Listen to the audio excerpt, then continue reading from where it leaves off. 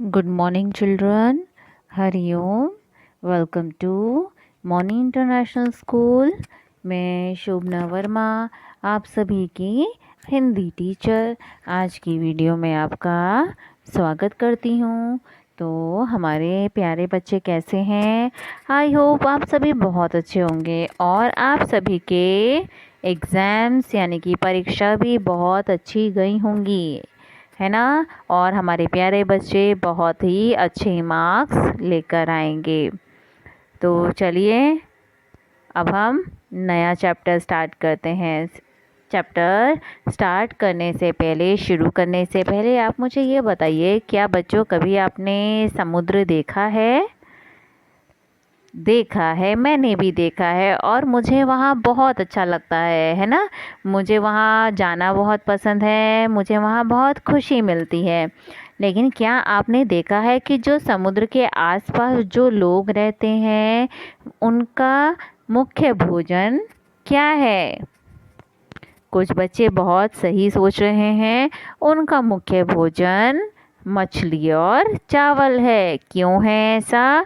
क्योंकि वहाँ पर समुद्र में मछलियाँ ज़्यादा होती हैं और वहाँ के लोग इसलिए मछली पकड़ने का काम यानी कि मछली मत्स्य पालन का काम करते हैं। यही उनका व्यवसाय होता है, इसलिए उनका मुख्य भोजन भी यही है। तो आज हम इसी चैप्टर में, इसी अध्याय में इसके बारे में पढ़ेंगे। तो देखिए चैप्टर 12, अध्याय 12, जिसका नाम है सुनहरा टापू। तो सबसे पहले सुनहरा मतलब क्या होता है बच्चों? यानी कि गोल्डन, है ना, गोल्डन कलर का। टापू मतलब, टापू होता है बच्चों जो पृथ्वी का वह भाग जो चारों ओर से जल से घिरा होता है।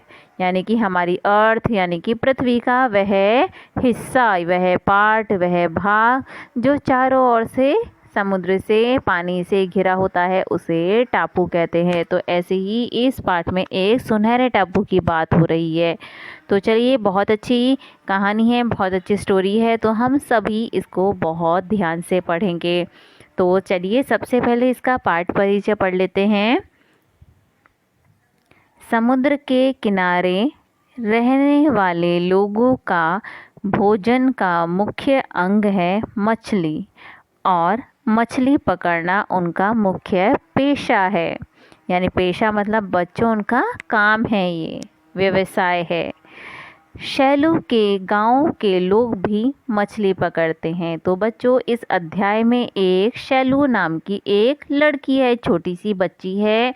तो इसमें बताया गया है कि शैलू के गांव के लोग भी मछली पकड़ते हैं। इस कहानी से एक दूसरे की सहायता करते हुए मिलजुल कर काम करने की सीख मिलती है। तो बच्चों आपको समझ में आया? इस कहानी से हमें यह सीख मिलती है कि हमें हमेशा एक दूसरे की सहायता करनी चाहिए और मिलजुल कर काम भी करना चाहिए।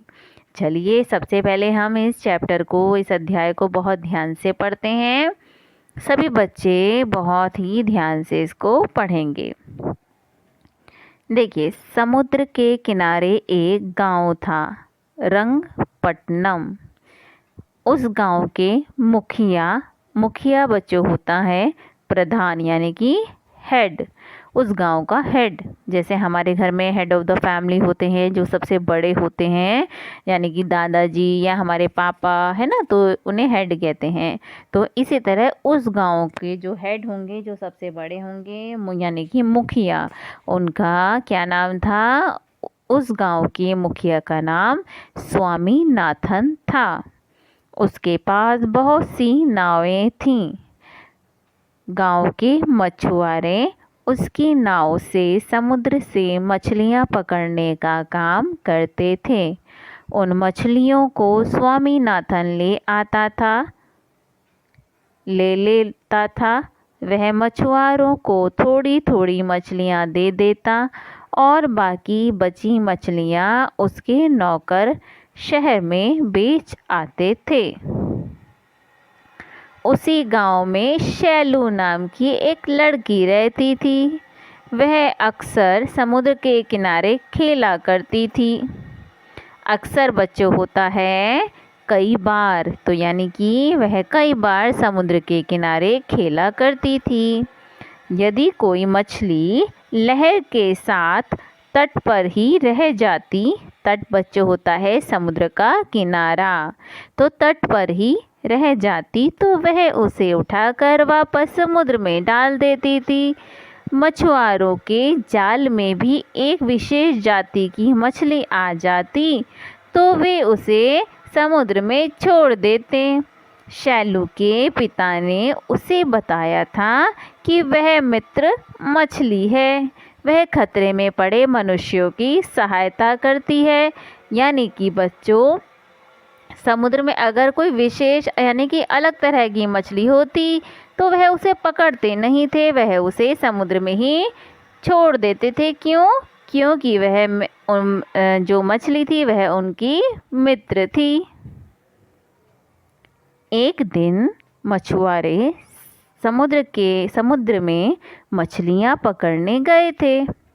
तभी तूफान आ गया। देखिए चित्र में भी हमें दिखाई दे रहा है कि तूफान आ गया। सभी मछुआरे वापस आ गए, पर शैलू के पिता वापस ना आए। सबने मान लिया कि वे समुद्र में ही डूब गए। शैलू समुद्र के किनारे बैठी रोती रहती थी। एक दिन शैलू समुद्र के किनारे बैठी जोर जोर से रो रही थी। अचानक एक आवाज़ आई, तुम क्यों रो रही हो? शैलू ने देखा कि समुद्र में से मछली उससे पूछ रही है। देखिए चित्र में जो मछली दिखाई दे रही है वही शैलू से पूछ रही थी कि तुम क्यों रो रही हो। तो शैलू ने क्या उत्तर दिया, देखते हैं। मेरे पिता समुद्र में गए थे पर अभी तक नहीं लौटे। रोते रोते शैलू ने कहा, मुझे मालूम है वे कहाँ हैं। मेरी पीठ पर बैठो, मैं तुम्हें वहाँ पहुँचा दूँगी। मछली ने उससे कहा। यह सुनकर शैलू खुशी से उछल पड़ी। वह झट से मछली की पीठ पर बैठ गई। मछली पानी में तेज़ी से तैर रही थी। समुद्र में ऊंची ऊंची लहरें उठ रही थीं, लेकिन वह मछली की पीठ से चिपकी रही। समुद्री लहरें उसके ऊपर से निकल गईं। तो देखिए बच्चों, जैसे कि हमें चित्र में दिखाया गया है कि शैलू जो है मछली की पीठ पे बैठी हुई है और ऊंची ऊंची लहरें आ रही हैं, फिर भी वह लहरों से निकल जा रही है ना। चलिए आगे देखते हैं क्या हुआ। कुछ ही देर में मछली टापू के किनारे जा पहुंची। तो टापू तो बच्चों हमने बताया था क्या, पृथ्वी का वह भाग जो चारों ओर से जो है जल से यानी कि पानी से घिरा हुआ है। तो वह टापू पे जा पहुंची और शैलू से बोली, इसी टापू पर तुम्हारे पिता हैं, उन्हें ले आओ, मैं तुम दोनों को वापस पहुंचा दूंगी। शैलू ने देखा कि पूरा टापू सुनहरा चमक रहा है। सुनहरा बच्चों सोने के रंग जैसा, सोने के रंग सा चमक रहा है। उसने इस टापू के बारे में पहले भी सुन रखा था कि समुद्र के बीचों बीच एक सुनहरा टापू है, उसकी मिट्टी में सोना है। लेकिन टापू के चारों ओर समुद्र में तूफान आते रहने के कारण कोई टापू तक पहुंच नहीं पाता था। कभी समुद्र शांत होता तो सुनहरा टापू दिखाई देता था, है ना बच्चों। चलिए आगे देखते हैं। शैलू टापू पर चली गई। वहाँ उसके पिता बेहोशी की हालत में मिल गए। शैलू ने उनके मुंह पर पानी छिड़का तो वह होश में आ गए। शैलू को देखकर वे बहुत प्रसन्न हुए। पिता ने सोने के कणों वाली मिट्टी कपड़े में बांधी और मित्र मछली की पीठ पर बैठकर दोनों वापस गांव आ गए। शैलू के पिता को देखकर सभी बहुत प्रसन्न हुए। उन्होंने बताया कि तूफान में नाव डूब जाने के बाद समुद्र की लहरों ने उन्हें सुनहरे टापू पर पहुंचा दिया था। टापू पर सोना ही सोना बिखरा था। शैलू के पिता ने सोना बेचकर बहुत सी नावें बनवा लीं और सब मिलकर मछलियाँ पकड़ने लगे। अब कोई स्वामीनाथन की नाव नहीं ले जाता था। एक दिन स्वामीनाथन ने सोचा कि वह भी सुनहरे टापू पर जाकर सारा सोना ले आएगा। गांव वालों ने उसे बहुत समझाया पर वह नहीं माना।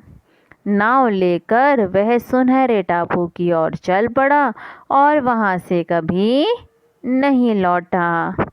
गांव वालों ने शैलू के पिता को ही अपना मुखिया चुन लिया। यानी कि क्या होता है बच्चों मुखिया, हमने पहले बताया था, यानी कि जो प्रधान होता है, हेड होता है हमारे परिवार का या हमारे गांव में जो सबसे बड़ा होता है वह मुखिया होता है। तो गांव वालों ने शैलू के पिता को ही अपना मुखिया चुन लिया और सब मिलजुल कर काम करने लगे, जिससे धीरे धीरे पूरा गांव खुशहाल हो गया। खुशहाल होने का मतलब क्या होता है बच्चों?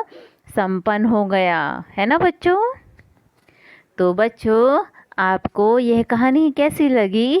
मुझे तो बहुत अच्छी लगी, क्योंकि इसमें मिलजुल कर काम करने की सीख मिलती है और एक दूसरे की सहायता करनी मिलती है ना। सहायता करनी चाहिए हमें एक दूसरे की, तो और हमें इससे बहुत खुशी भी मिलती है। तो बच्चों कैसा लगा आपको यह चैप्टर? तो अगले चैप्टर में हम इसी पार्ट से आपको रिलेटेड अभ्यास कराएंगे और हमारे प्यारे प्यारे बच्चे उसका बहुत ही अच्छा आंसर देंगे, उत्तर देंगे। तो अगली वीडियो में हम अभ्यास के साथ मिलेंगे। तो तब तक के लिए bye bye, have a nice day.